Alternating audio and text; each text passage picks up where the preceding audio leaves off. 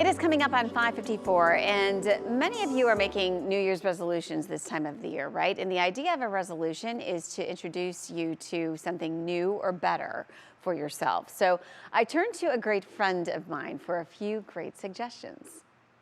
It's Challenge Week, where each of us have been assigned something outside our comfort zone. So, Holly, you're up first. Right, and I teamed up with Scare Your Soul.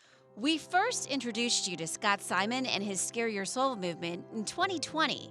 Simon would send out challenges to subscribers online, and I even tried one out myself. And now he summed up his movement in a new book. I almost look at it like a sculpture inside a block of stone.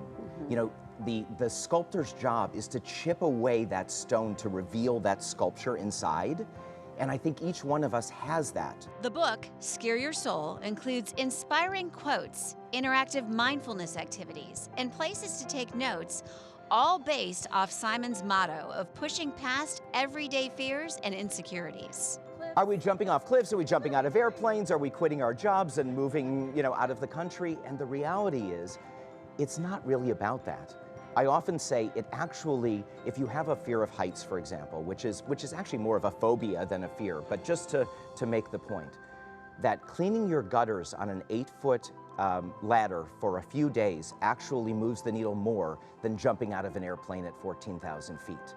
Because to me, it's about consistent, small acts. The book breaks the Scare Your Soul motto down to 7 principles to help people apply the motto to everyday situations. The 7 chapters deal with how do we find courage in awe, in gratitude, in forgiveness, in moving our physical bodies and meditating and working our minds.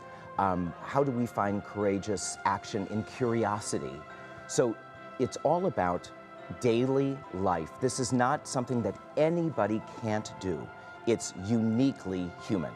Scott says the principles and steps he outlines helps with the anxiety we have to go out in the world and try something new. But most importantly, the anxiety that blocks us from loving ourselves enough to do it.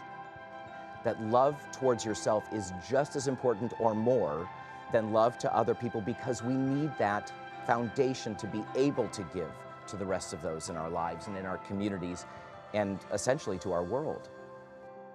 Well, the book was published in December, so it is out now for you, and we have a link to it on WKYC.com. We all remember when we, kind of challenged ourselves with him. Oh, yeah. He is really inspiring. If you don't already follow, he's on Instagram, and he shares, daily things that he does. And it's like the gutters really stuck out to me. It's those little steps. We always think like, let's jump off a cliff, but you don't have to do that kind of a thing. Right. Yeah. For fear. Yeah, and I'm sure everybody knows someone who could probably use all of his advice. Yeah. Especially since the pandemic. Talk about it all the time. Love yourself first. That's a good point. All right, Danielle, over to you.